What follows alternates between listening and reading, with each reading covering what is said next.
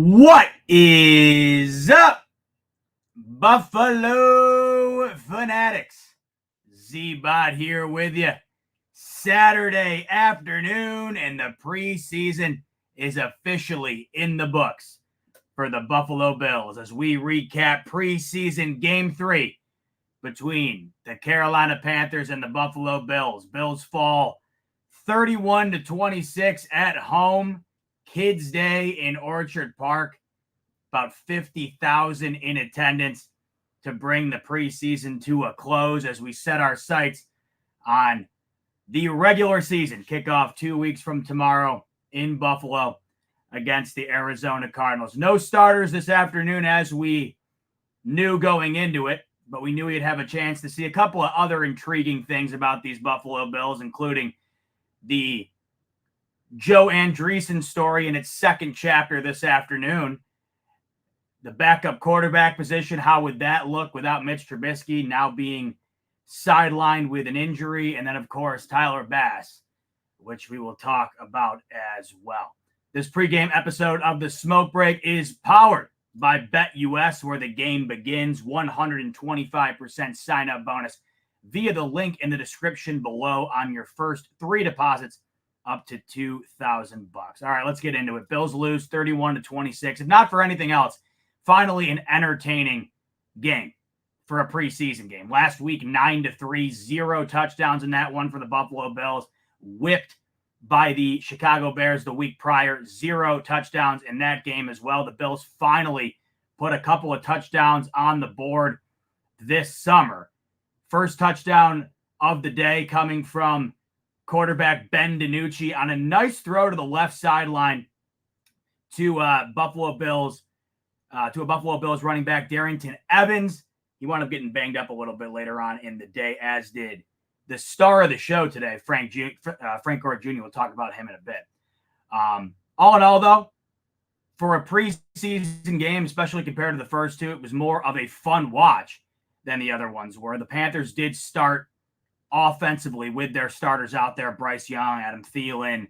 They looked like they were going to get stifled by the Bills' third stringers on that first drive. It wound up coming down to a 4th down. Panthers converted on a far left sideline throw from Bryce Young, and they do end up punching it in to the end zone on that drive. Bryce Young went 6 for 8, 70 yards, and a touchdown on that first drive. Nothing concerning there for any reason other than the fact that the Carolina Panthers have to trot out their starters in week 3 to still kind of get their legs beneath them. The Panthers, of course, coming off a brutal season last year, still trying to figure out what they have with Bryce Young, what the future looks like there. That's why they went out with their starters, and the Bills did not today. I was on record saying I wish we would have saw more from the starters this offseason. I wish we would have saw the starters in some capacity last week with Josh Allen. Of course, we didn't. The only time we saw Josh Allen this preseason was week 1 against the Chicago Bears for 2 series, and he only threw 4 passes. That's all we've seen. I understand not doing it today, especially with the injury list the Bills have compiled up until now. The lucky thing for the Bills is that outside of the Matt Milano injury, Sean McDermott said the other day that the majority, if not all of these injuries, should not sideline anyone heading into week 1 against Arizona. So that's the good thing. You go into today, you don't want to further elongate that list. The Bills still wound up doing so with a couple of these second, third string type guys. We'll see what the injury status is of a couple guys, especially Frank Gore Jr., who had a monster day today. MVP for the Bills all around out on the field. It was fun watching him play today. But, that's the reason, and it's understandable. But as I said on the pregame show, I'm just so up in the air as to what these Buffalo Bills are going to look like going into week 1 with so much new on this roster, in particular on offense. We just don't know what it's going to look like, and we haven't really been given a sample size to determine what we think it might look like. We're only going to be able to find out right when it's thrusted into the fire week 1 against the Cardinals. But today, of course, we had to deal with the 2 new backups that the Bills are forced to go with Mitch Trubisky now being hurt. I wonder if the Bills are in the market for another backup quarterback. We'll see what happens when the 53-man roster is set early this coming week. We'll see if Brandon Beane makes a move for a veteran quarterback throughout the league that might get let go by another team or is up for auction. We'll see what happens. I don't know if the Bills are going to go into the season with the backup plan being either Ben DiNucci or Anthony Brown. Very well could, though. We have to also figure out what the status is going to be with Mitch Trubisky. It very likely could be that he gets placed on IR and it's completely done from the jump here.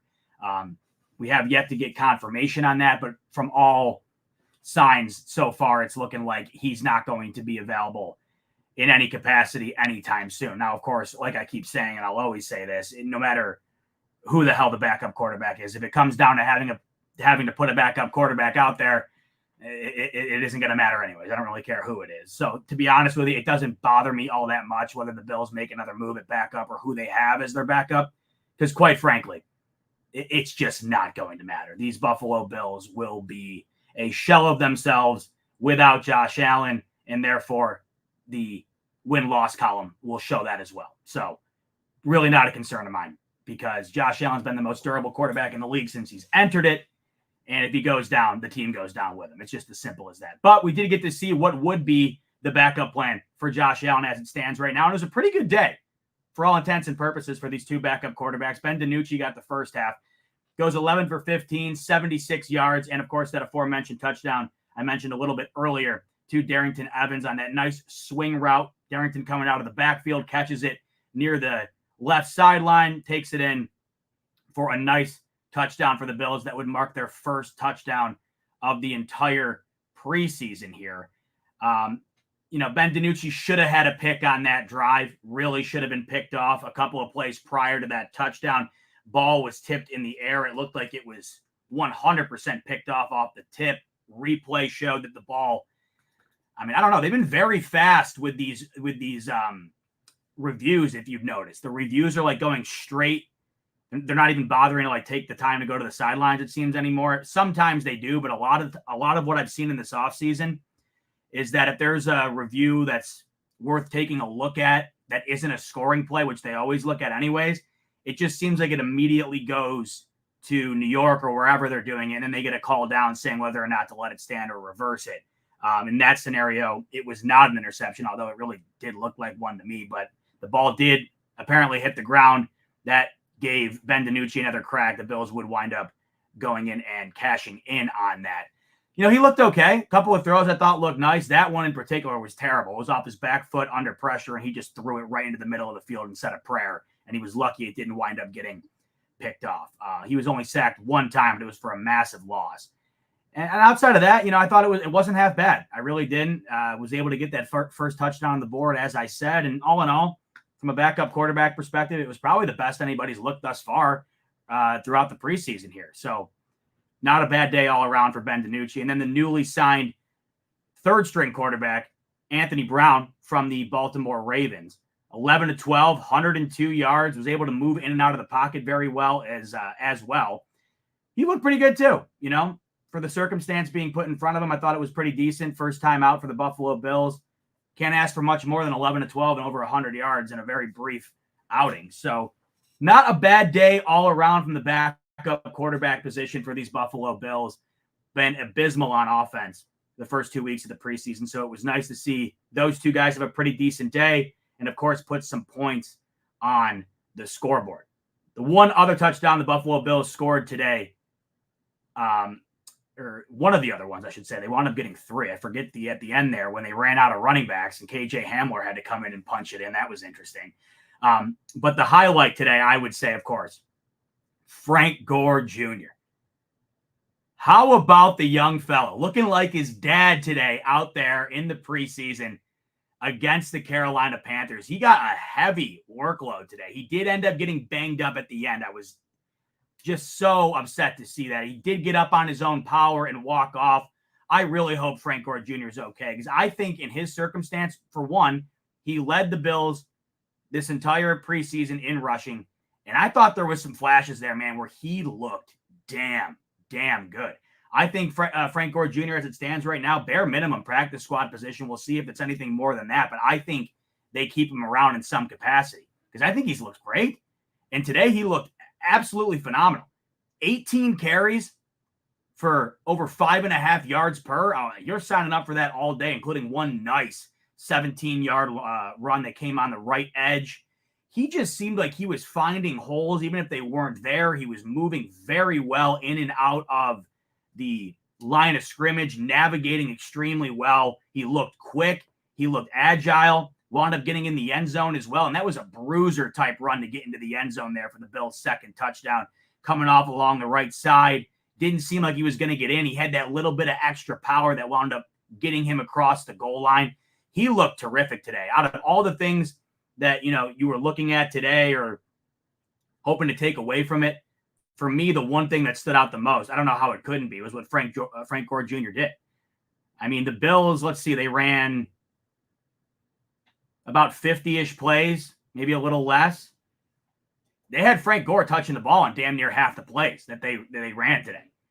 So I think that, the future for Frank Gore with these Buffalo Bills, I think there is something there. Now, whether that's actual playing time or not, the Bills right now have a very good problem at the running back position, right? You got James Cook coming off the first 1,000-yard year that a Buffalo Bills running back has had since LaShawn McCoy damn near a decade ago, which is insane to think that that's that long ago, but we're getting to that point. I think it was 7-ish years ago now.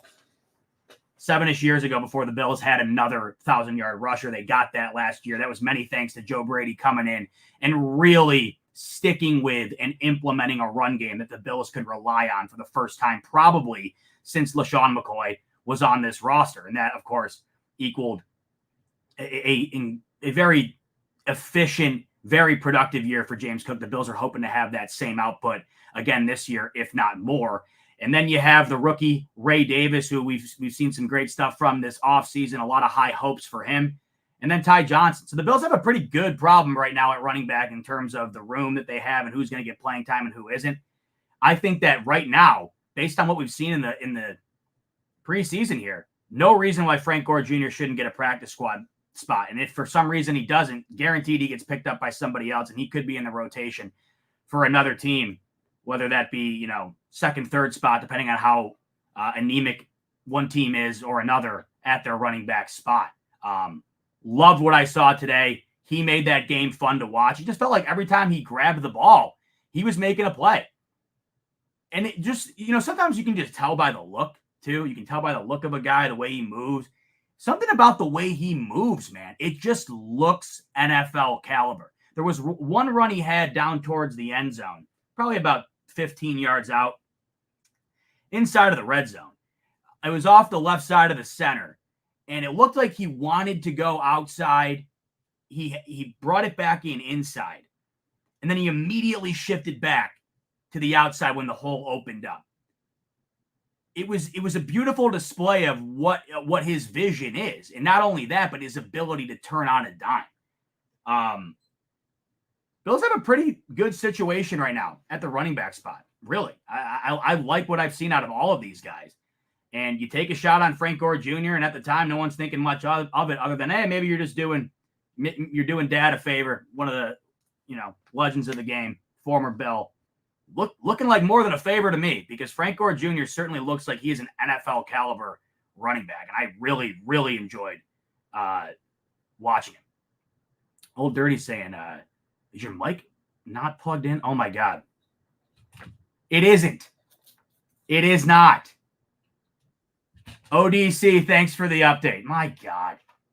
Hey, it's preseason. We're working the kinks out, just like the Buffalo Bills are. Let me see if it's... Is it better now? Let me double check and make sure it's plugged in. Should be plugged in now. Unbelievable. ODC, thanks for the heads up. Here I am lamenting about Frank Gore Jr. I'm enjoying talking about him. And the thing of it is I have it plugged in, right? So I have my headphones on. So in my head, I'm hearing it's sounding crisp and buttery. Sounding like that nice, fresh off a pack of Marv's bot you're used to. And I'm giving you the through the speakers discount version. So I apologize, but we're back up and running. Yeah, so Frank Gore Jr., really liked what I saw today. He was certainly the bright spot for the Buffalo Bills today. And, like I said, one of the big contributors to a more entertaining game than I thought we were going to get based on what we saw the first couple of weeks. 31-26, once again, was the final. The Bills defense in any capacity today could not do much of anything. They were getting I mean, that Jack Plummer for the Panthers, the backup quarterback there, he was going off. My God. 21 to 29 for 278 yards. He was averaging damn near 10 yards an attempt. He had a couple of touchdowns on the day as well. As I mentioned, Bryce Young had a touchdown in week one in on the first drive. Bills defense got carved today from the backup standpoint. Now, speaking of that defense, let's go to Joe Andreessen, who, of course, was the big topic of conversation throughout the past week after he balled out against the Pittsburgh Steelers in week 2 of the preseason, had a couple of tackles for loss, and he really shined in a spot that the Bills are going to need some depth in this year because of the injuries that have mounted up at the running back or at the linebacker position. Matt Milano out for the year. A couple of other guys are a little bit banged up, and we'll see what ends up happening there with him. And we'll see what ends up happening with, whether or not he ends up making the team. And then if he does make the team, what's the contribution going to be like? I have some thoughts on that, but I'm wondering what my main man Rico has to think about that. Let's go. What's happening? You got some time, buddy. Listen, I was just in the groove. So Good. I was like, listen, folks, I appreciate you guys tuning in with me, my man Bot. I gotta go to the cottage. Something I'm not looking forward to doing right now. The wifey already left. She says, I have a laundry list of things for you to do. Do not spend a lot of time potting. I was like, no, I'm not even gonna pot. I'm gonna let Bot do it, but I can't let Bot do it by himself. I gotta jump on for a little bit. Rico never leaves me hanging. I love it. And you know what, Rico, I could have used you 20 minutes ago because my mic was off for the first 20 minutes. Here I am just going on, mic's off, So. Well, shame on the fans because, listen, for those that are listening, they should have told you. They did. Of course, I'm just not paying attention. I'm in my own world. So you weren't paying attention to the people. Come on now. You got to the people, baby. About to pay attention right now, though, because I got to rewind a little bit to my main man, Matt DeVito, who's coming in with a super chat. He says, hey, Z-Bot, I'm not so upset about this loss, and I'm glad the preseason is over. Preach. I can speak for both Rico and I. We are both excited about this shit being over. Cannot wait to get to the regular season. I'm happy that we didn't get blown out, and let's get hyped for what's to come. Well said, Matt. Well said. Preseason's over. That's probably the biggest highlight of today, I would say. Rico, where do you want to start? I was just about to get into Joe Andreessen. We can go there. We can go, and I want to save the Tyler Bass rant before you leave. I just finished my Tyler Bass, and I'm still on Tyler Bass right now. You want to go there right now? I want to go there right now. Right, let's go there right now. What the hell? All right. So if you haven't heard, if you didn't watch, I don't blame you. Look, here's been the biggest problem. Tyler Bass, who is one of the more well-compensated kickers in this league, got an extension not all that long ago from the Buffalo Bills. We are going into a month of September in which this time last year, Tyler Bass was named the AFC Special Teams Player of the Month. Okay, so it's not like he's incapable of being a good kicker. He earned that a year ago, almost to the month. Right. And of course, he earned an extension with the Buffalo Bills based on his ability to kick the ball well for the Buffalo Bills at the field goal kicking position. Then all of a sudden last year, it's the worst year he's had to date. It was a very mediocre to below mediocre year. And when you look across the league and rank him among the rest of the kickers in the NFL, he was towards the middle or bottom of the pack, not nearly where you'd want him to be after an extension and after the high hopes the Bills have had for him. Then, of course, the last thing we see from him is a wide right kick against the Kansas City Chiefs in a huge moment against the Super Bowl champs in the divisional round. And then that's where the concern, I think, really started to get emphasized, Rico. It was already there. Then it got emphasized dramatically because of that. And now we go into the offseason, and you're just, I said the other day on Twitter, every time I log onto this damn app, I'm seeing Tyler Bass in struggles at least once or twice from somebody who's at the camp or the practice. And then today, and this seems to be the biggest problem, Rico. If you put him 35 and in, which I can't believe I'm saying this, but yeah, 35 and in should be like, riding a bike. It's riding a bike. Yes, you are an NFL kicker, 35 and in. It's a dime a dozen. You're missing one of those. But Rico, when we get to the 45-ish plus range, this is an area where you cannot have any sort of confidence anymore based on what you have read and heard about Tyler Bass this offseason, based on how last year went. And then today, I said in the pregame, all I want to see today, because it's the only real starting aspect we're going to be able to evaluate, I want to see Tyler Bass kick the ball. He only got 2 kicks. He made the easy one. But Rico, in the big moment, the 51-yarder, where these are going to decide games for the Bills. These are going to be difference makers in a very tough schedule for the Bills. He wasn't even close. So talk to me, Rico. You and I were on this a couple of months ago. Our concern wasn't major, but it was there. Are you at the point now where you're hitting the panic button? What are your thoughts? It's shaky. If you were to ask 20 Bills fans right now, and I say, hey, man, what are your thoughts on Tyler Bass? You're not going to hear someone say, oh, man, I love that kicker. You're going to be here, I don't know what's going on with him, or I'm not happy with what's going on, or I'm a little scared. Every last one of them is not going to have something nice to say. And I'll tell you right now, and it's feeling that way. And it was surprising to me when the announcer, who was the announcer today? Brown. Excuse me? The announcer you're talking about? Yeah, who was announcing today for the Bills? Tasker. Oh, Tasker. Yeah. Tasker was like, hey, yo, Tyler Bass is 5 for 5 and just made it 6 for 6. I was like, hold on a second. He's 5 for 5 in preseason? I was like, okay. Yeah, but 5 of them were from 35 and in, I'm pretty sure. Exactly. So I was like, hold on. And then when he dropped that nugget, I was like, okay, cool. And then when Tyler Bass going for 51 yards, I was like, all right, this kick, if he makes this kick, I'm going to be like, okay, he's just got to get out of his head and everything will be just fine. He'll be cool. 51 is not an easy one, but 51, you've made it countless times. Go ahead and crush this one. It's a bad miss. Bad miss. It's like, what's going on in your head, my guy? Fam, it's to the point where he's going to force Brandon Beane to pick up that phone, and he doesn't want to, and say, who's available? Who's available? Brandon Beane doesn't want to do that shit. I paid you so I don't have to do that shit. You know what? Not only did I pay you, I paid you to make kicks beyond 35. I can make a 35-yard field goal. I promise you that. I'm not even capping. I can hit a 35-yarder. So to your point, you are paid to make those kicks, my G. And those are the ones that are going to make the difference. They could find anybody to come in and make a 35-yarder. That's just the nature of the position. The 45-yarders have become the 35-yarders. The 50-yarders, growing up a 50-yarder, it was like, oh, hey, Dad, come in here and see this. Sebastian Janikowski just hit one from 50 yards. And now it's like, oh, hey, Brandon Aubrey, 66 yards. Wow, okay, like expected, because that's what Brandon Aubrey did a couple of days ago in their preseason game. He tied Justin Tucker's record. So it's like the goalpost, literally, I know it's a saying, but the goalpost literally keeps getting moved in the NFL, and there are kickers who are hitting it in stride. They are doing extremely well. Now, you're talking about getting rid of them.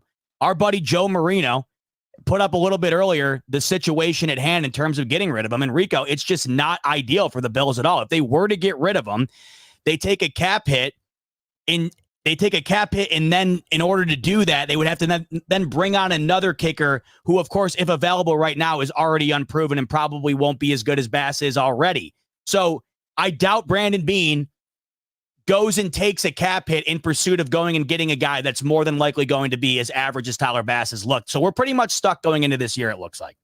Listen, we are stuck. We're not getting rid of him. Here's what's going to have to happen. It's going to be decision time. McDermott's going to have to make a lot of tough decisions. All right, it's 4th and 3, and we're on the 35-yard line. We're on the 25-yard line. We're on the 30-yard line. 4th and 3. Josh, get out there. Right. Josh, get out there. All right, Jumbo, get everybody out there. Get all the big boys. We need to push for 2 yards. We wanted Josh to handle the ball less, and now our kicker can't even make these kicks that we need him to make, and we're shaky on it. Coach is going to have to make decisions. We're going to be going for a lot on 4th down because we just don't feel confident. Or the wind, we're going to look at the wind. We're going to look, we drafted Bass to kick through the wind. We drafted him because he has a heavy leg. We drafted him for these adverse weather moments that we're going to have. Not to give Josh the football in 4th and 4. You know what I mean? So that's what's probably going to have to happen because they're not as confident. And now as a coach, as a teammate, you're sitting here going, yo, do I want to give it to the kicker or do I want to put the ball in Josh's hands? I don't want to have to do that. I should be able to say, my kicker should be able to walk out there with all the confidence in the world. I want him to be on the sideline smoking a cigarette. Oh, is it my turn? Flick that cigarette, put that helmet on, and go out there, kick that thing, and say, thank you. Call me when you guys need me again. Not, is it my turn to kick? Oh shit. All right, guys. Here we go. 1 step, 2 step back, 2 step to the side. 1, 2, 3, 4. Hope I make it. I don't want to see that shit. I don't. I want my kicker to be as confident as possible. Get in there, smash that thing, and say, call me when you guys need me again. I'm going to sit on the sideline and chill. Oh, man, this ain't good. That is such a great point you make. I haven't even thought about it, but now you wonder if you do end up getting, say, into that 50 to 45-yard range, and it's 4th and 3, 4th and 4, is that now automatic Josh Allen time? And look, they're not going to get every one of those. And then not only do you not get the first down or forego points if you had a kicker that you would rely to get those kicks made in that situation, you also give the opponent the ball damn near at the 50-yard line. That is something I haven't thought of. It's also something that I think as of right now, I'm running the offense out on the field. I probably give it a couple of weeks, Rico, right? You have to. You probably run it in Arizona, Miami, whatever. But I'm telling you, Arizona, he trots out for a 45, 50-yarder, and that thing sails wide right. I doubt I'm making that mistake again. I'm sorry. Listen, and I gotta say this because most people might think that I'm overreacting. And by the way, I apologize. I don't know if Bot and I sound the same, or do we sound the same, Bot? You sound good. Yeah, I sound good. I'm still kind of getting over my cold. I can hear your voice a little bit, though. You feeling better? It's getting there. It's getting there. I was hoping that I was going to sound like you, but it's not working out. You're getting there. A couple more cigarettes this weekend at the cottage. You'll be good. By the way, I like that sweater. That's a dope ass sweater. So here's another thing. When we acknowledge that we need special teams, we always factor in where they're playing, right? You're playing in Buffalo. We factor that in with the quarterback that we have. We factored that in with the punter that we drafted, right? And we factored that in with Bass. The Bills play in one of the weirdest weathered places to play in. The wind is going here, there, everywhere. So that's why we need guys like Tyler Bass to come through. So, you missing kicks and you're gonna be missing kicks in September, October, bro. When we need you in November, December, this is when we're gonna really need your ass. And you're missing kicks early when the weather's nice and all that, bruh. We gonna have there's gonna be some issues. There's gonna be some furniture moving if he keeps missing those kicks. Furniture is gonna have to move, and somebody's gonna like, listen, we gotta move some furniture around here, and we're gonna figure some shit out because right now this ain't working, man. This ain't working. He better get his act together. Now, maybe I, as a fan, am overreacting. I don't think I am. I think a lot of us are in this place because you're gonna be pissed when a team that we have no business losing to, and Josh Allen does what Josh Allen does and just wills us back into play. And then we say, hey, Tyler, we need you for the win. And this will be something to keep an eye on, Rico. I just looked, and it's funny because didn't feel like last year McDermott was more willing to go for it on 4th down? Didn't it feel like that? How many times did we go? Are you looking at the stat of how many times we went for it on 4th down? Yeah, Rico, I'm stunned by this. They were 28th last year on 4th down attempts. They only went for it 16 times. That's only 2 more. Actually, they were tied for 29th. That's only 3 more than last place in San Francisco. To give you another example, the Carolina Panthers went for it 48 times last year, and Dan Campbell and his gigantic balls in Detroit, they went for it 40 times. So this could be a moment to clip right here. 16 attempts for the Bills last year. Are you seeing that number way up in 2024? Double that. Wow. Double that. Double that. Double you that. think McDermott's got the stones to double that? He's not going to have a choice. That's the where problem. you think it's at, right? You think it's the cards, or literally you're going to have to. He's not going to have a choice. And let me tell you something. Let me tell you. You look over at 17, and 17's like, let's go. I'm not even coming off the field. Or you look over at your kicker. Who are you going to trust the ball with, or to make the positive play? Are you looking at 17, or are you looking at number 2? Bruh, I'm looking at number 17. If 17 says, I ain't coming off that field, what is coach going to say? Coach is going to be like, no. So that's Josh Allen telling you, yo, forget the kicker. I got this. We got this. So my man Bills boot camp says we overreacted. He's not going to say that when it's, Bills Chiefs week 13 and, this shit happens again. I understand the reason why he's saying this, right? because it is just one kick. You have to be dialed in right now to practice to understand that Tyler Bass, and shout out my man Banged Up Bills, I believe it was on Twitter earlier. He's been keeping a ledger of this, which is impressive.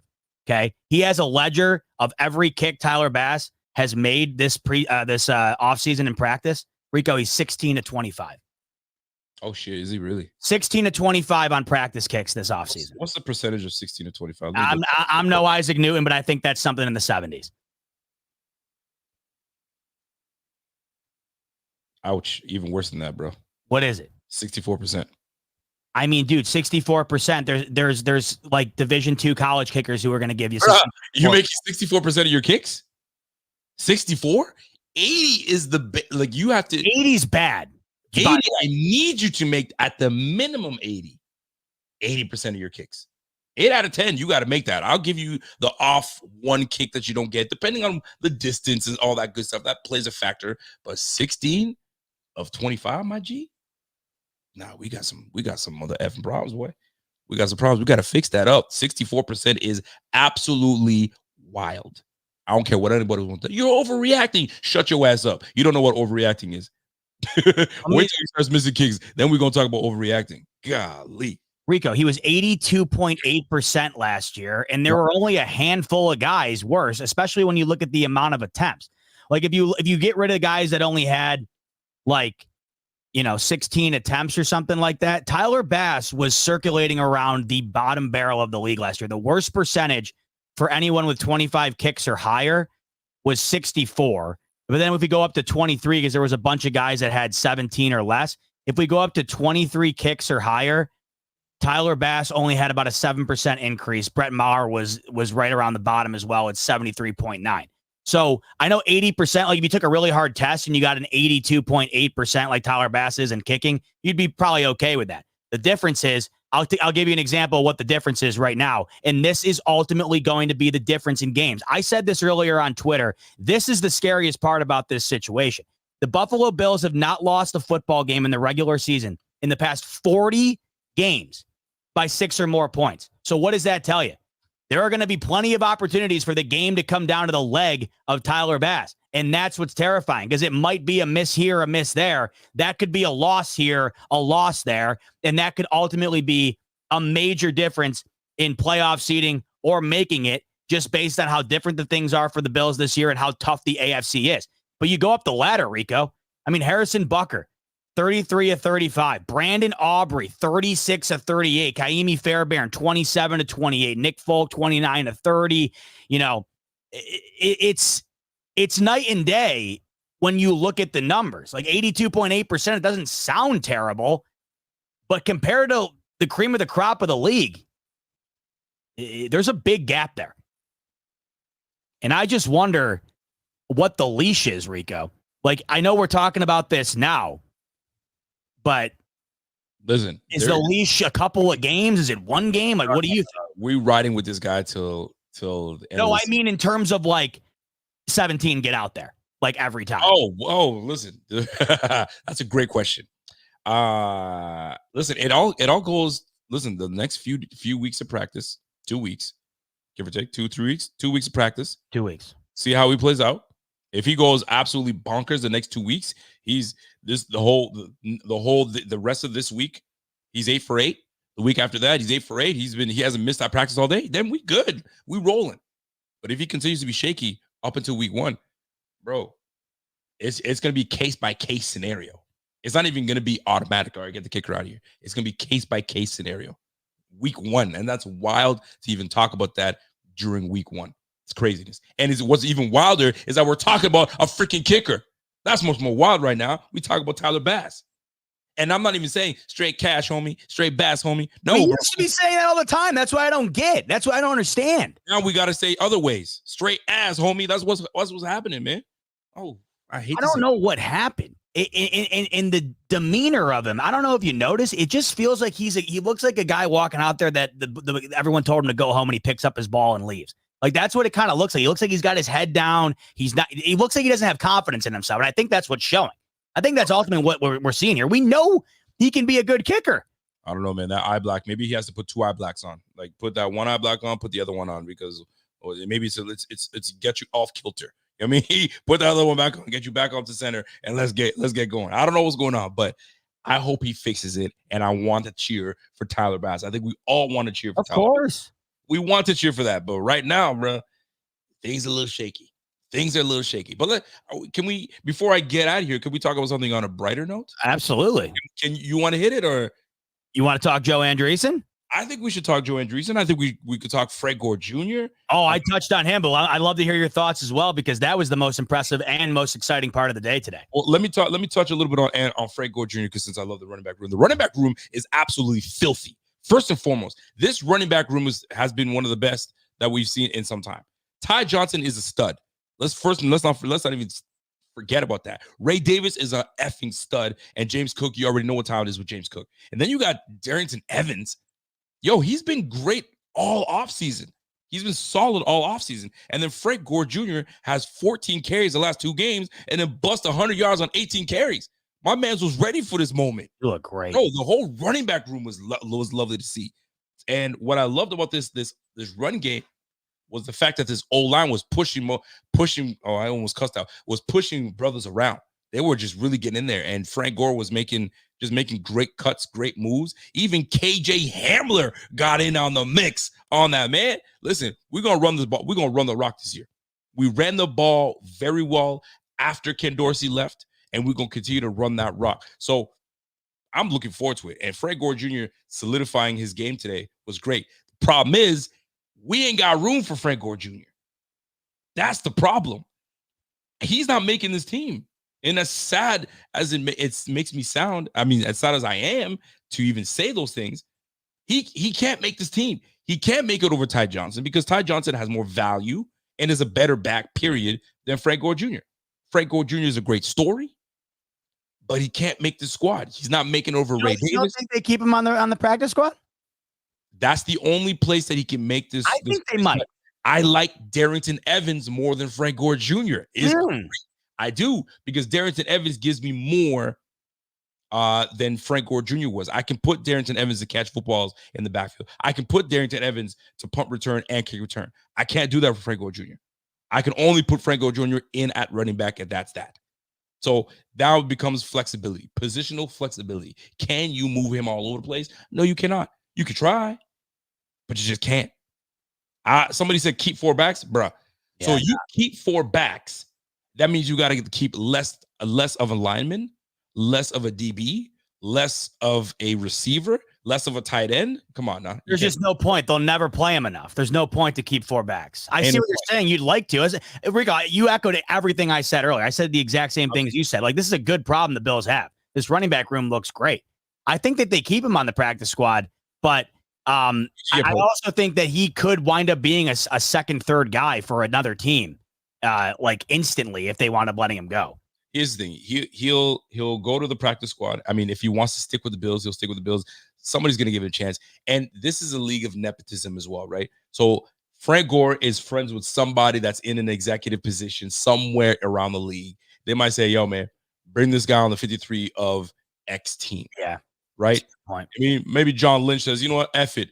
I want him to run behind CMC and be running back 3." You just never know how these things play out, right? So it is. Well, imagine him in a Niners jersey. I mean, just like, Listen, you just never know these days, man. You never know. Frank Gore played so many places. I know. So and he's been in the league 16 years. You know that he's made friendships along the way, and he's gained a lot of respect from executives and players that have now become executives that have the power and decisions to make.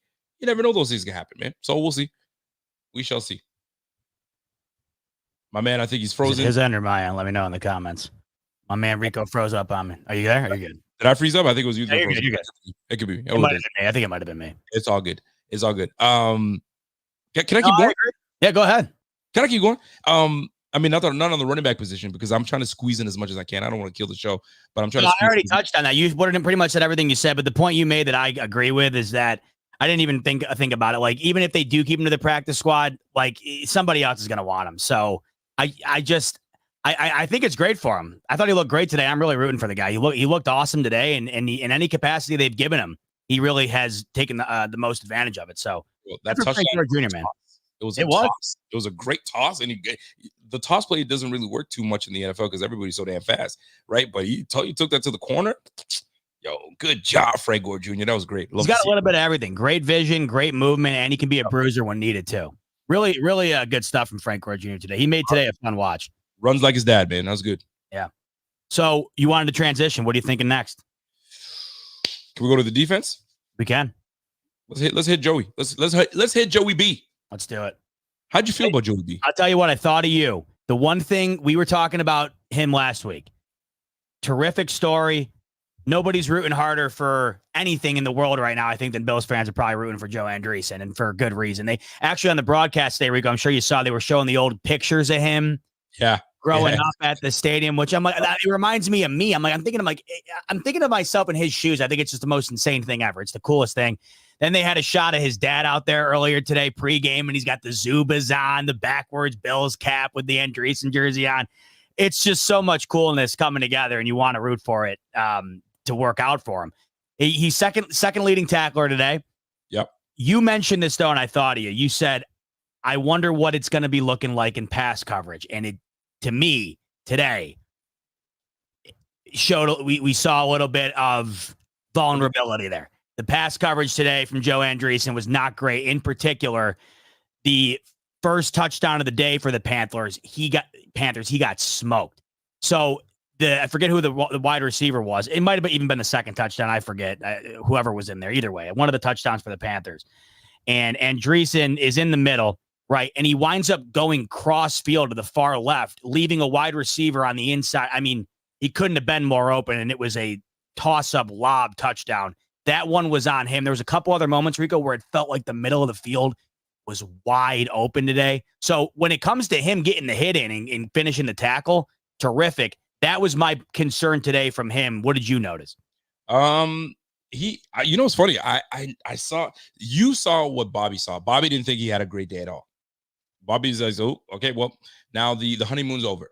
It's over with. He's back to, being a depth linebacker, and maybe he doesn't make the squad. I saw the same decisiveness. I saw the same knifing through and making right decisions on run fits, all that good stuff. That play that he allowed that touchdown, it was just a miscommunication. You got to make the switch. They both chased him, and Deion Jones both chased the same player and leaving the one guy open. That was just a miscommunication issue. That's what I looked like. Yeah, for sure. His coverage is mediocre, and nothing that stands out. But the real question is, does he make the 53? I was talking about him. If he duplicates and he looks as good as he did against the Steelers, does he start? I was talking about him starting. Real talk, because you look at the depth that we have right now. Yep. Nick Moreau is still dealing with a groin and thigh injury, something of that nature. Deion Jones, I don't know if he even makes the squad. I don't think he did enough to make the squad. Eddie Ulufushio, depth piece. I don't think he was in conversation. Balin Spector is up there, but he's more of the depth piece. So it's Dorian Williams and Terrell Bernard. But if let's just, for some reason, if he came out, played really hard, and you had to make a decision between Dorian Williams, and it would have been a toss-up. It could have been a toss-up between Dorian and Andreessen. But I think what was big is Dorian did not play today, so that tells you it's going to be Dorian and it's going to be Terrell Bernard. Yeah. And we will see did he do enough over Ulufushio, Spector? Do they like him over Spector? And do they like him over Deion Jones? And I think they do, and I think he makes the team. I don't think it's a matter of a practice squad. I think he's a 53-man guy, and then we move from there. But what did you see? What were your thoughts? I agree with you. No, I don't want to get it twisted. Like earlier, the reason I was focusing in on the coverage is because it was a point you had made that I was interested in, because I think we have been extremely spoiled. Matt Milano might be the greatest linebacker in coverage in the entire league. If you go and look at the splits, the numbers in terms of throwing the ball in the middle of the field on Matt Milano compared to when he's not out there, it's like night and day. The production in the middle of the field goes way down for the opposing quarterback when Matt Milano is out there, manning the middle of the field. You can't throw on him. So you're going to have a regression there regardless of who's in there. Terrell Bernard, of course, should bring that back up to somewhat par compared to what we saw throughout the most of the duration of the season last year. But no, I was just focusing in on that. The first thing, the one I mentioned, yes, it did seem like a miscommunication. Yeah. But ultimately, he was the one on the inside there. And I don't know why he thought that he had to go all the way over unless they thought that one was supposed to come in. Who did you say the miscommunication was with? I think it was Deion Jones. I think it was him and Deion. So it just felt like Deion took the outside. He should have stayed with the crosser. Exactly. I don't know why he went outside because the receiver was already on the inside. Like if Andreessen stayed right where he was, I don't even know if they score on the play. If he just stayed right where he was.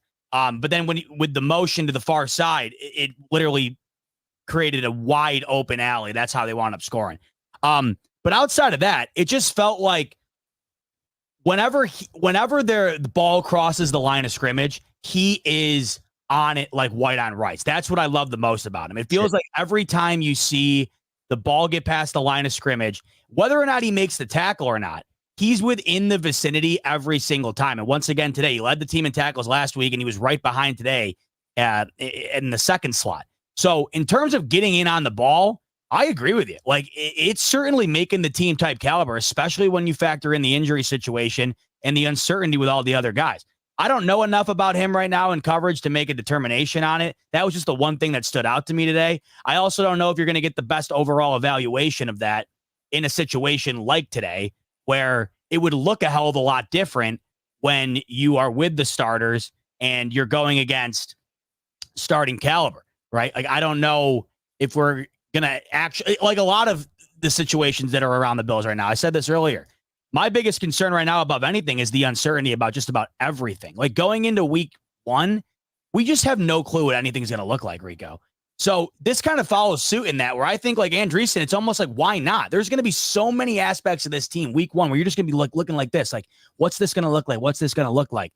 I don't see any reason to believe right now, Rico, that he didn't earn a 53-man roster spot based on the dichotomy of that linebacker room right now.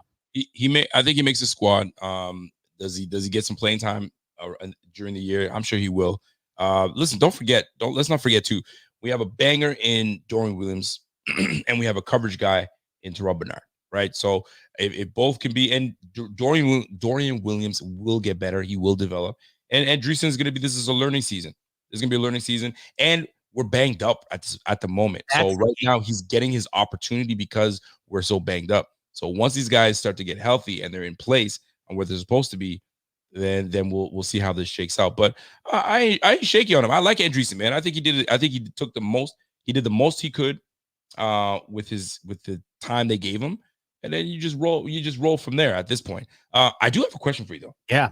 Whether you saw something, maybe you didn't. Sleeper to make this team. Anybody stand out to you? I'm putting you on the spot because I have a sleeper, but I'm thinking, do you have a sleeper that's like, maybe? Give me the side of the ball you're thinking. Offense. Oh. Receiver. You're thinking Shavers? I think Shavers. Listen, Shavers. Well, let's just put things into context here. All right, and we'll listen. In the chat, let's put things. Let's talk for real. All right, if we're gonna talk, let's talk. You got.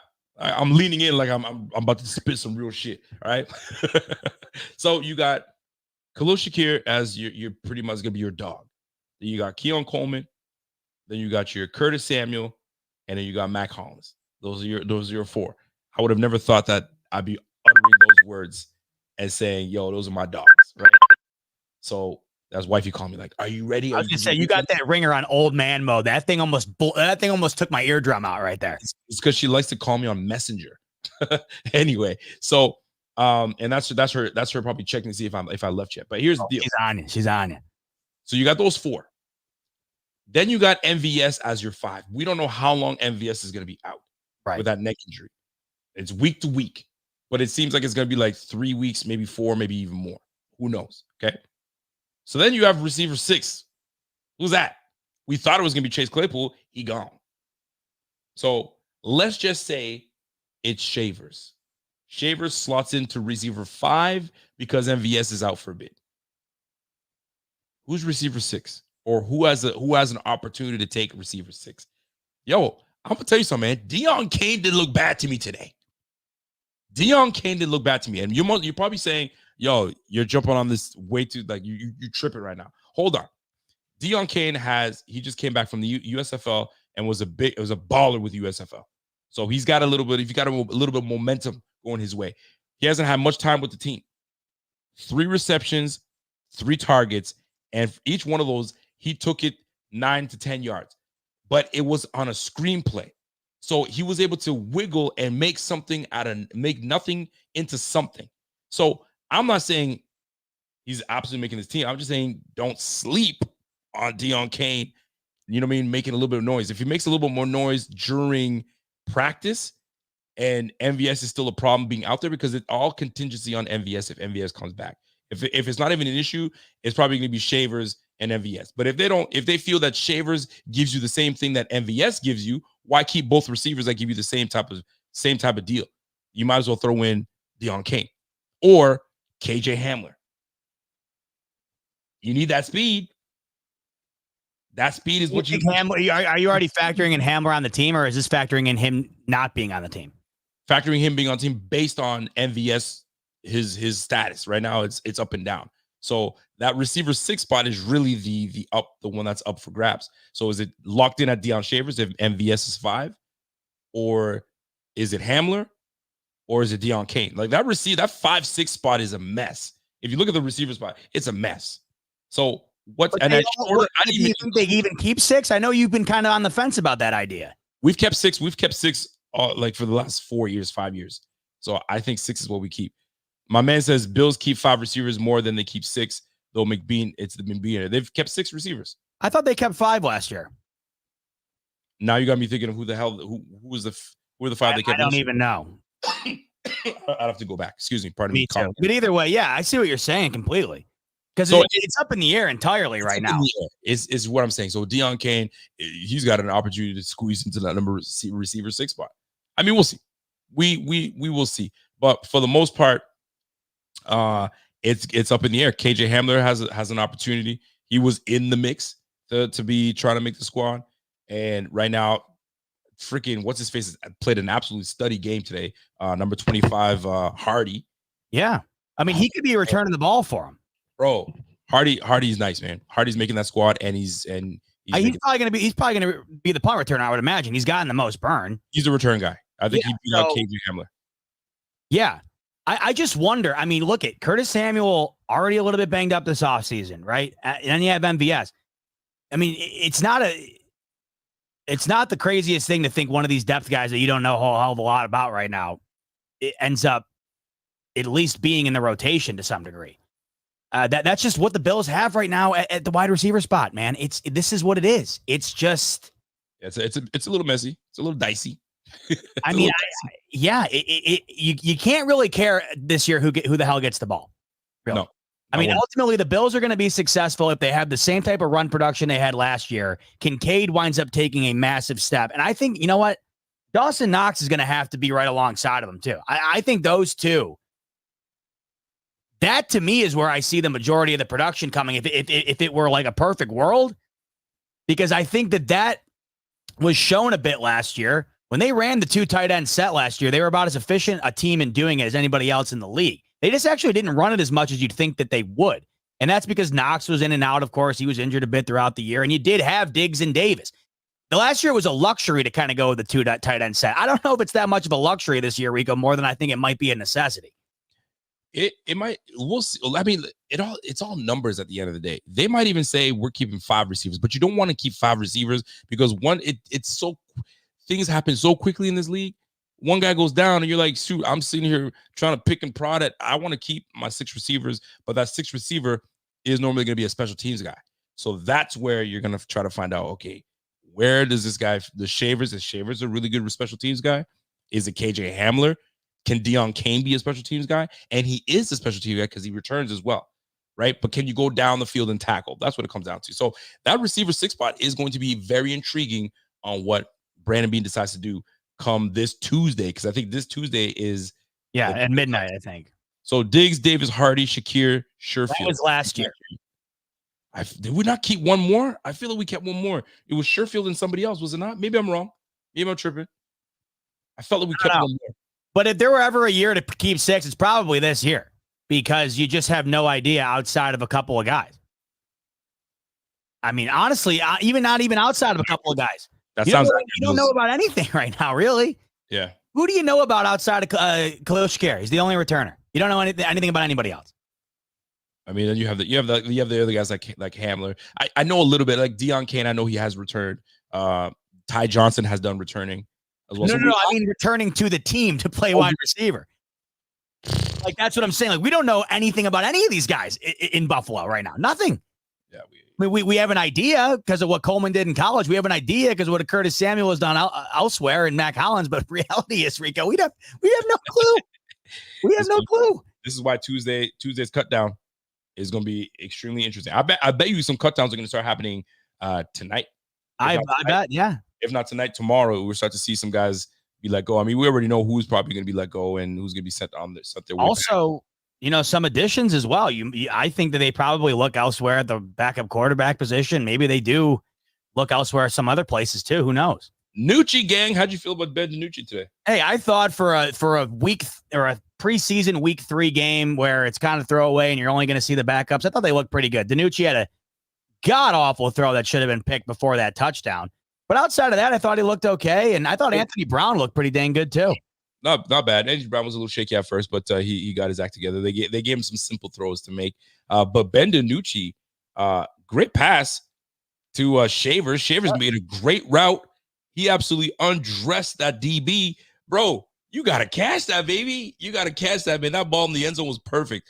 You got to catch that, man. You got to bring it in tiptoe. You got to get that. It was way better than we see. I thought it was probably as good a day as we saw this offseason. As far as like, okay, it looked better than anything Mitch Trubisky put out there before he got hurt. I'll say that.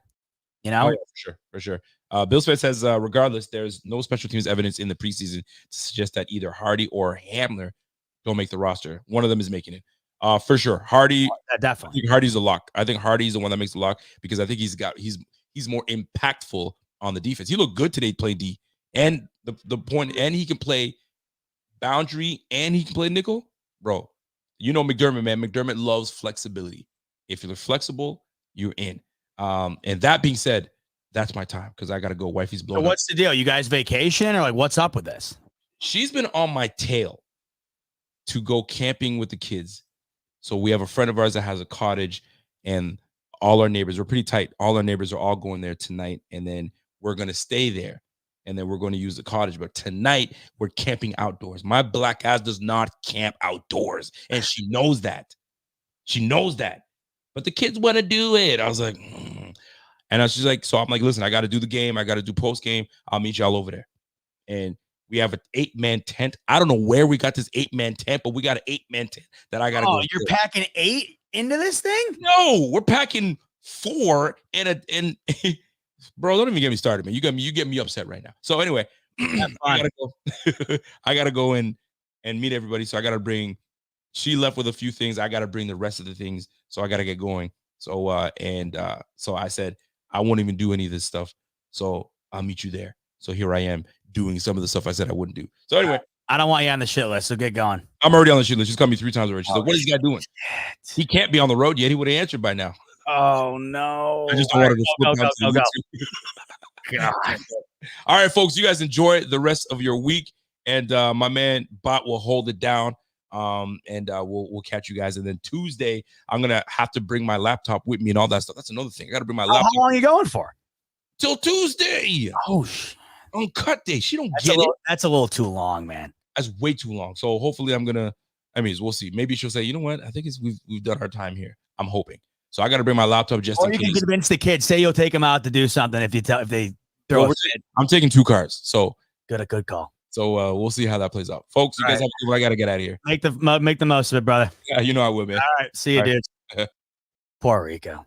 If it makes him feel any better, in a couple of weeks, I'm going out to the Gorge for Dave Matthews Labor Day weekend. It's my favorite weekend of the year, every year. But we literally live out of a van. I sleep in a van for 4 nights. It is insane. Before we wind up wrapping up here, it'll go on a little bit longer, talk about a couple more things. Before we wind up and close shop, quick reminder that the smoke break is brought to you by BetUS. Link in the description below.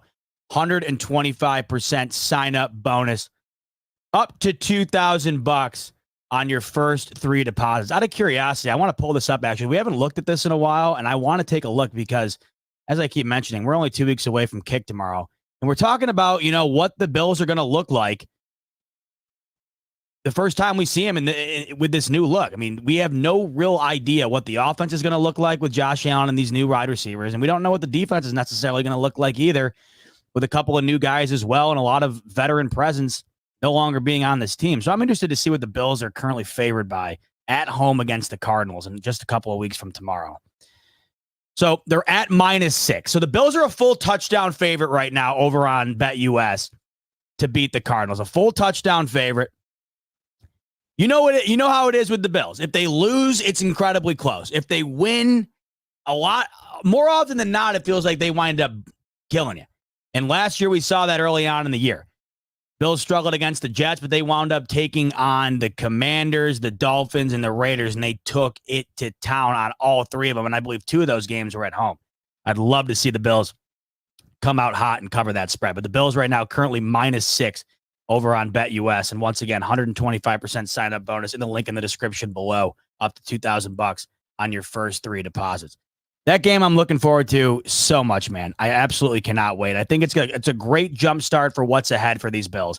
We're going to know exactly what these Buffalo Bills are going to look like, in my opinion, by Monday night on October 14th at about midnight. We are going to know exactly what these Buffalo Bills are in 2024 on October 14th, the second the clock strikes 0.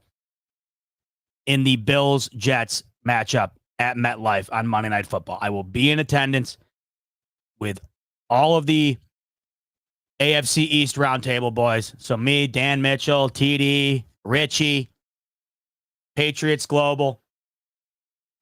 And we're going to know in that moment as I'm sitting there watching the game come to a close. Now, the last time I was in that damn stadium and watched a game come to the close, I watched the Jets take back a punt return in overtime as Zach Wilson leads a Aaron Rodgers-less New York Jets team who was injured 4 snaps into the game. That's the last time I was at MetLife. And that was the last time I watched the game come to a close. That's what the end of that was. And I'm telling you right now, we're going to know exactly what these Buffalo Bills are at the end of the Bills-Jets game, week 6. This is a nice launch pad to me. A 6-point favorite against the Cardinals in week 1. A game that you very much should win. The number reflects it. But these next 5 games after that, I mean, if there's not a litmus test for what this team is this year, I don't know what is. Because this is exactly what you got to see. This is exactly what the tests will be to determine whether or not this team is remaining at the precipice of the AFC for 2024. I mean, the gauntlet in which is the Dolphins, Jaguars, Ravens, Texans, Jets. You could make a solid case for all 5 of those teams to be playoff teams this year. At the bare minimum, I would be stunned beyond belief if 4 of the 5 of those teams are not in the playoffs. At the minimum. I would be absolutely stunned. So you get that launch pad against the Cardinals, or you're hoping it to be a launch pad. I mean, that's the other thing, too. That's what makes that game, to me, even that much more important and also a little bit more nerve-wracking to me. You really can't afford to lose that Cardinals game because you have to think that in that 5-game stretch, you're baking in at least 1 loss. I mean, let's be honest. If the Bills run the table on that stretch, you're never going to see a version of me more amped than what that will result in, honestly. You see the Bills run the table in the gauntlet that includes the Dolphins, Jags, Ravens, Texans, Jets. I mean, you're going to see a rare breed of bot. I'll tell you that. I'm not anticipating that. I mean, a 6-0 start, you're back to considerable Super Bowl conversation with this team. Like, more so than maybe ever. If you wind up running that gamut there. I don't see it. I don't see anybody running that game. I don't care who you are. That's a tough stretch. And if you wind up dropping the one to the Cardinals in week 1, that makes that stretch even harder to me because you can't afford to drop a second one. Because say you wind up losing too. Say you lose a bitter to the end game on Sunday Night Football to the Ravens. No one would be stunned beyond comparison if the Bills lost a close battle to Lamar Jackson and the Ravens on Sunday Night Football. No one would be shocked by that. No one would be stunned if the Bills lost a close one to the Texans or the Jets or the Jags, who they can't seem to beat for some reason. If you beat the Cardinals, you can lose 2 of those 5 and come out of that stretch 4-2 and take that into a Titans game and a Seahawks game that you should win. And then you take that into a Dolphins game where they haven't beat you at home since Nixon was in office.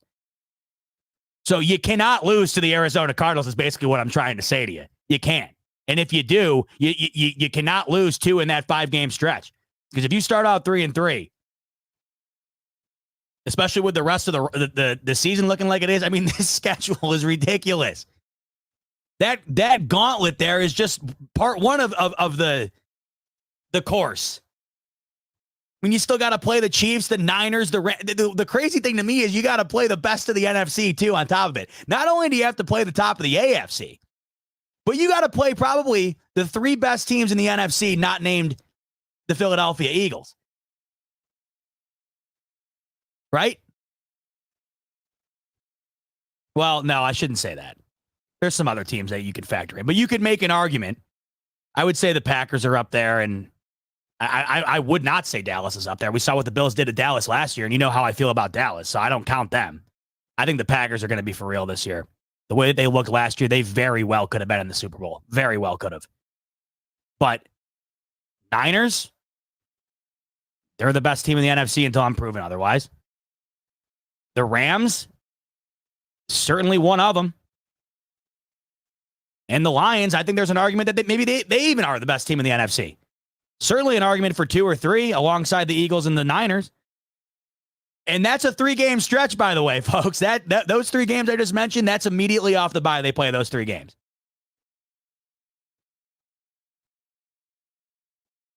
So, and then, going into the bye, it's a Colts team that, was on the edge of making the playoffs last year with Gardner Minshew. They get Anthony Richardson back. They should be better. They're hoping they'll be better. I know it hasn't looked great for Anthony Richardson in camp, and there's been a lot of about him, but Colts have a pretty damn good team for a team that's trying to get back on the horse. And then the Chiefs, they're right before the bye. I mean, your schedule is tough when the easiest games are the 2 against the Patriots. And then the other thing, too, you have to factor in is the Bills always, every year, no matter how good they are, like they will find a way, inevitably, to either lose one of those Patriots games or lose the Titans game, lose the Seahawks game, or even the Cardinals game. There's just going to be one of those in there. Like last year, here I am walking into Gillette Stadium. I've been there a few times, but I've never seen a game there before. And here I am walking into Gillette Stadium, and I'm thinking, this is going to be a great day. We have great seats. It's a beautiful afternoon, and the Bills are going to kick the ever-living shit out of Mac Jones and the Patriots. And what wound up happening? Josh Allen threw a pick the first drive of the game, and it never got back on the tracks. Lost that game. So they're good for one of them. But to me, it cannot be that Cardinals game. Dominic's saying it'd be the Jags game. I don't even know if you can consider the Jags game as one of those types of games, though, Dominic. I think the Jags are right back in playoff contention this year. I don't know what the hell happened to them through the midway point last year, but up until that point where they fell off of earth, they were gunning for a playoff spot. I mean, they were right on par for a while going into the halfway point. They were the favorite to win the division there, and then it just completely fell off for Jacksonville. I can't imagine that it does the same this year, especially because I think Doug Peterson knows if it does, he could be in trouble because they really sputtered out last year. I don't even think I can consider that game as one of those types of games because the Bills have played the Jags twice since Trevor Lawrence has come on the team, and they've lost both. One of them was one of the worst games I've ever seen in my entire life against the Urban Meyer-led Jags. Remember that game? Holy shit. I mean, that might have been the worst loss. I think that is the worst loss in the Josh Allen era.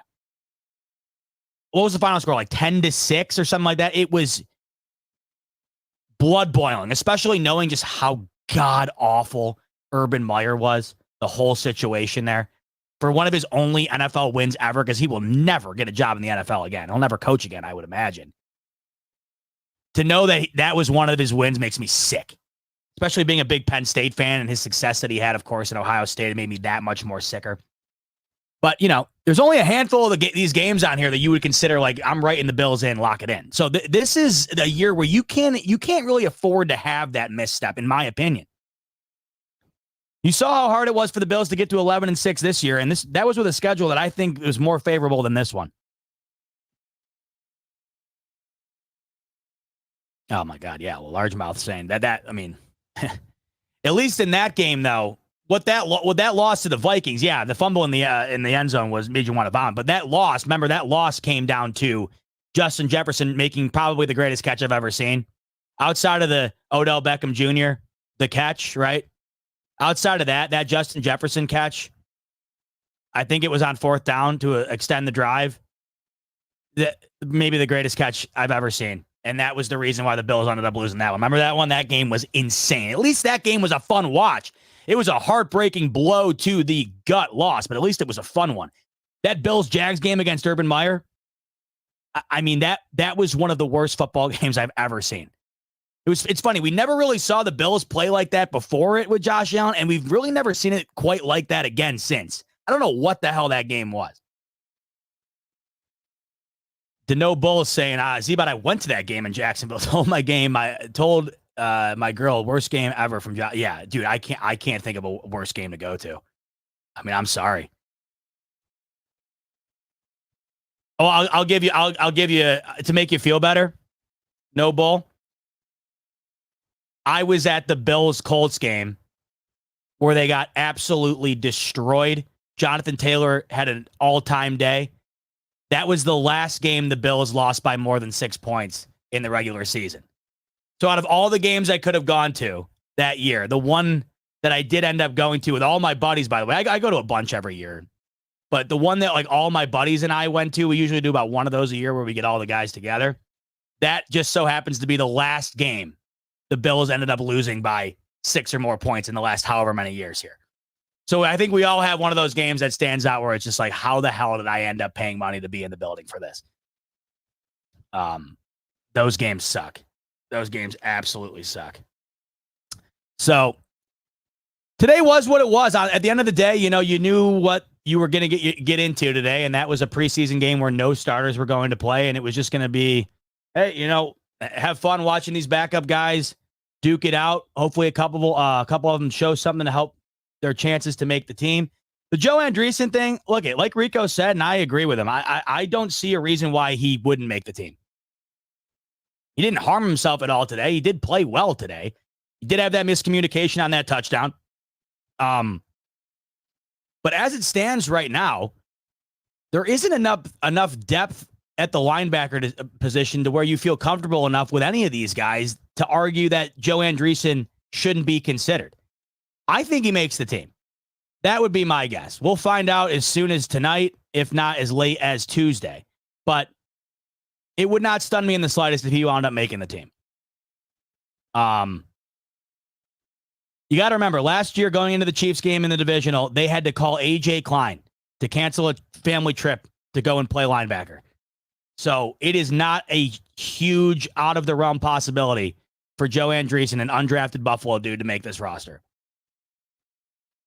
Corey's coming in with a super chat. He says, what do you think about Anthony Brown's performance today? I prefer him to be the backup quarterback. Well, today, like we had talked about a little bit earlier, pretty vanilla. He's only been on the team for about a week from the Ravens, but he was 11 for 12. I like the way he moved.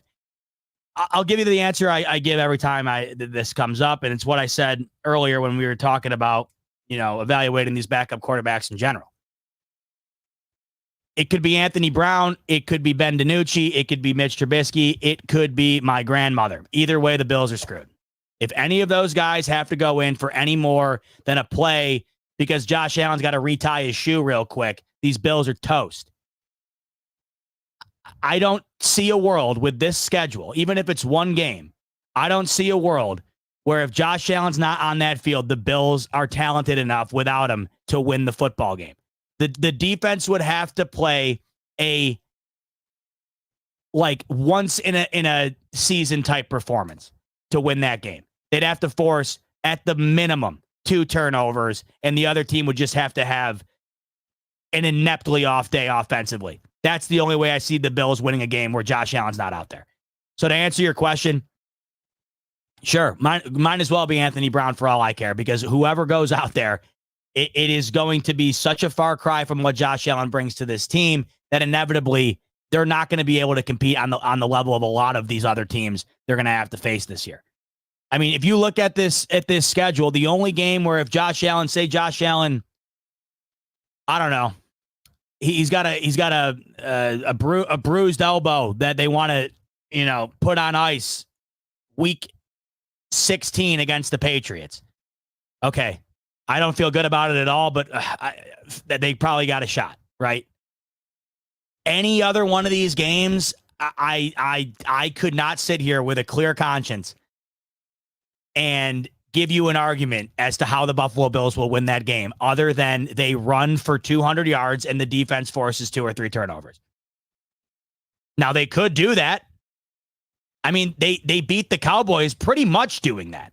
So that what you saw against the Cowboys last year, that would be your blueprint to win a game without Josh Allen, except the only difference is the other team doesn't have to bake in the fear of what Josh Allen could do because he's still out there.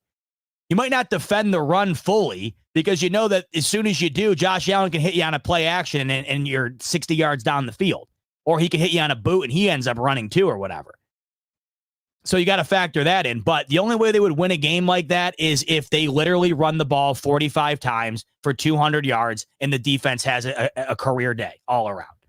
So it doesn't really matter. That's why you got to just always hope that Josh Allen's impeccable resilience and durability that he has displayed since he's been drafted continues to remain the same. Because if it does, these Bills will 100% always have a shot each and every week, each and every year.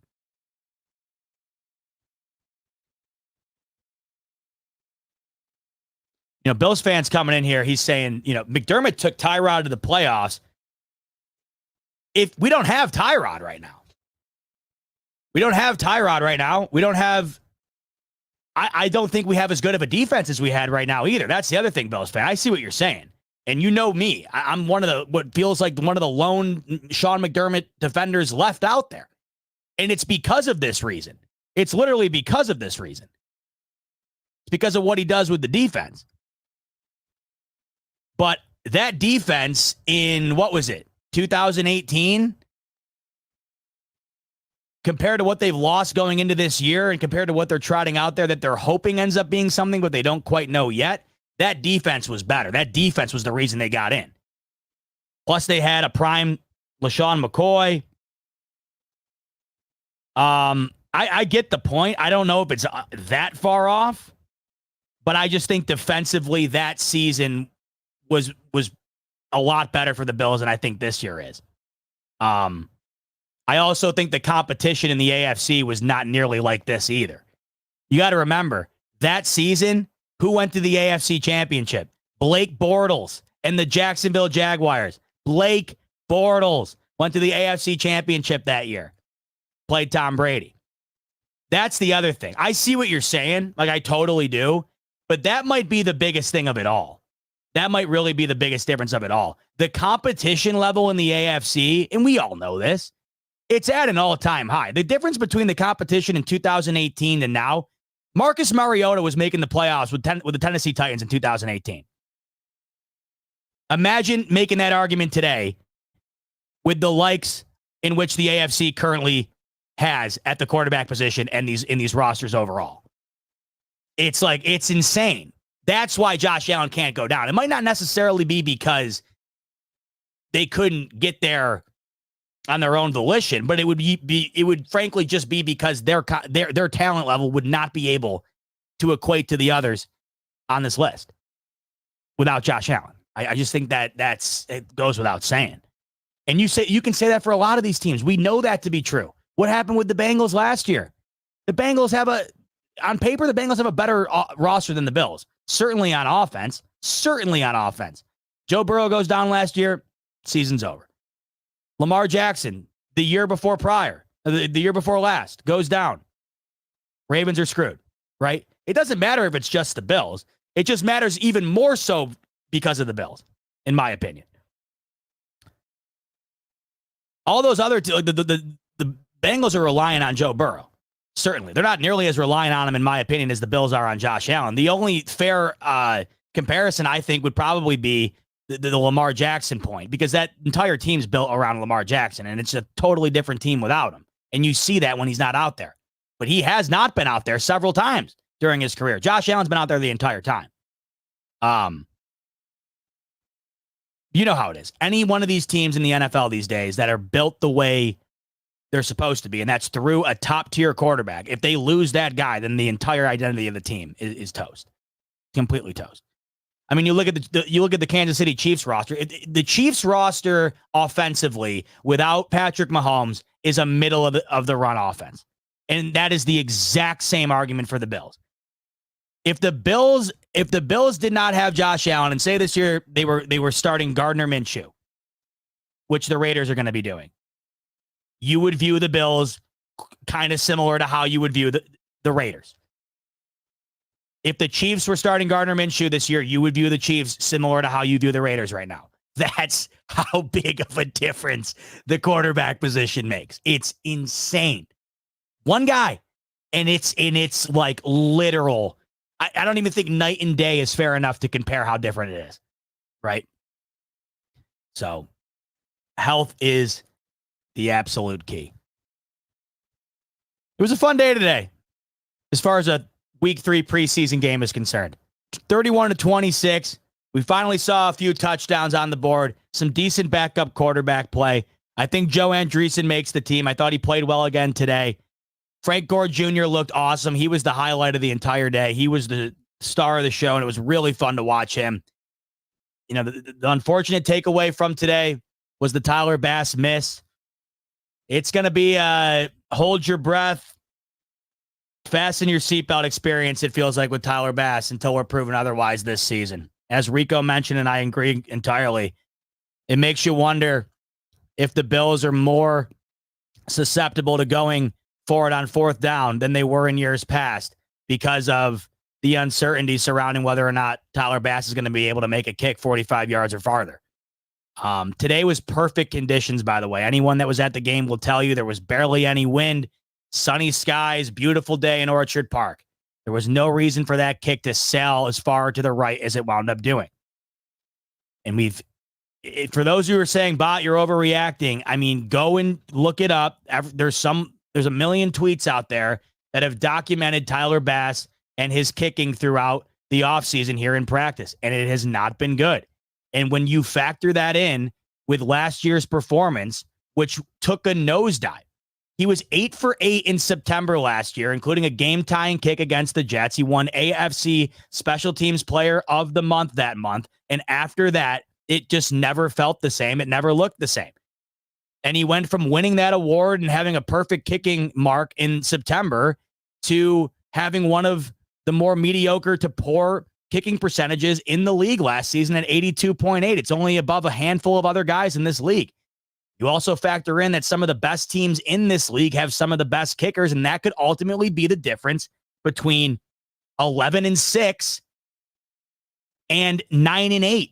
3 points here, 3 points there. It's a game of inches, and the Buffalo Bills play in tight games routinely. That's why they haven't lost a game by more than 6 points in 40 consecutive regular season football games. So it is 100% a valid concern, and I am 100% concerned. I don't know how much that kick against the Chiefs really messed with his head. It wasn't great going into that, but it certainly hasn't helped the cause. And what he dealt with afterward was complete bullshit. You know, all the shit that he got from terrible people sending him messages and shit. I never will understand how people do that. It is the most insane thing in the world to me to think people actually take the time to do that. It never makes sense to me. I'd never be able to wrap my head around it. But it already was a shaky to pretty poor year for Tyler Bass up until that point. You factor that in as well. And then now you add on top of it a really, really shaky offseason. And then the last thing we see from him, just like last year, The last thing we see from him in the regular season is a missed kick in the most crucial moment of the entire year. The last moment we see from him in this preseason is a missed 51-yarder. Valid reason for concern all around. It's 100%. And as Bills fan 7883 is, I'm not able to fact check him, but Bills fan 7883 is always coming in with good nuggets, so I'm going to take his word for it. And based on what I was just looking at earlier from the top level kickers here and their percentages, this totally adds up. Bills fans saying the league average is 90%. That's why when I say, like, I know when you hear 82.8%, like I mentioned earlier, if you had a really tough exam and you got an 82.8%, you might be ecstatic. But if you go to class and you thought the exam was hard and you got an 82.8 and you're happy about it, then you come to find out that exam had a class average of 90, you wouldn't feel as great about your 82.8 as you did before that. 82.8 in the NFL, it is not good. It's just not. And when you factor in, once again, the teams that do have these great kickers, these are the teams the Bills are in, like, they're running the race with here, right? The Chiefs have one of the best kickers in the league. The Steelers have one of the best kickers in the league. The Ravens, one of the best kickers in the league.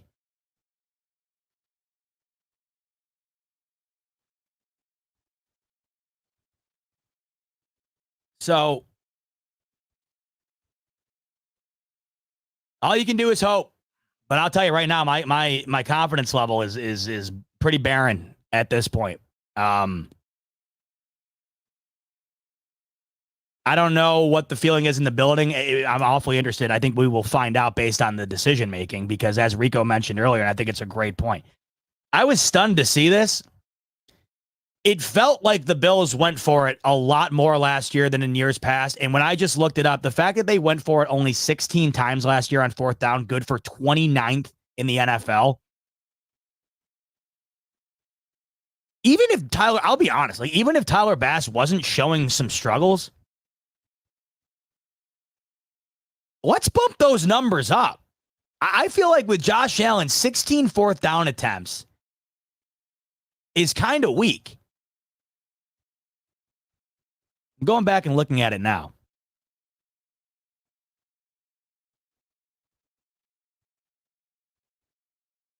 I'm stunned by this. You know, the fewest in the entire league was San Francisco, and the second fewest was Baltimore. And then the third fewest was Buffalo. That's 3 teams in the divisional round or better last year. I don't know. That's interesting to me. I would have guessed Kyle Shanahan went for it more on fourth down than that's showing too. I would not have guessed them being last. But either way, 16 attempts last year. I know Rico said double. I don't think there's a world where Sean McDermott's going for it 32 times in a season, because that would be good for about 5th last year. I don't think we see that. That's Dan Campbell territory, where you go for it what seems like every other series. But wow. This is when you know I'm marrying the right one, folks. Caroline just brought me a crisp, fresh Diet Coke. I'm coming. I'll be down in 2 seconds. We're getting married in less than 5 weeks, by the way. 5 weeks from yesterday. How nuts is that? Craziness. All right. Hey, folks, thanks so much for tuning into the pregame earlier and the postgame right now. Much love as always. Really do appreciate it. We made it. Folks, the preseason's done. The preseason is over. And now it's time to focus in on regular season. We kicked off the college football year today. And by the way, with a banger. Florida State, Georgia Tech. Florida State is the 10th ranked team in the land. The game's in Dublin, Ireland. All of their fans all year long bitching up a storm because they got left out of the college football playoff last year because their quarterback went down. It's not fair. We got hosed. They're booing Kirk Herbstreit this morning because he was an outspoken critic on Florida State and the idea that they should have been in the playoffs last year. And they lose to unranked Georgia Tech in week 0. That's why you gotta love college football, and you just gotta love football in general. So next week, it's a full slate of college football, tons of incredibly good games. My Nittany Lions are playing West Virginia. We have Notre Dame, Texas A&M. We have Georgia, Clemson. So we get that as a little appetizer, a little precursor, and then the following week, football is back, baby. I can't wait. And I'll be back with you this coming week as well for a couple more episodes of the Smoke Break. Rico will be joining me again this coming weekend, or this coming week as well. Maybe we'll get a recap of the big camping trip that he's going on. On your way out, hit the like button, hit the subscribe button, of course, as well, if you haven't already, to be able to stay in touch with all of the content we got coming your way this season, and it's going to be a lot, believe me. Also, make sure to take advantage of that 125% sign-up bonus from BetUS in the link in the description below. 125% sign-up bonus up to $2,000 on your first 3 deposits. All right. Tons of love, folks. I really appreciate you spending your Saturday afternoon with me, and I look forward to talking to you again this upcoming week. Enjoy the rest of your weekend, folks. And as always, go Bills.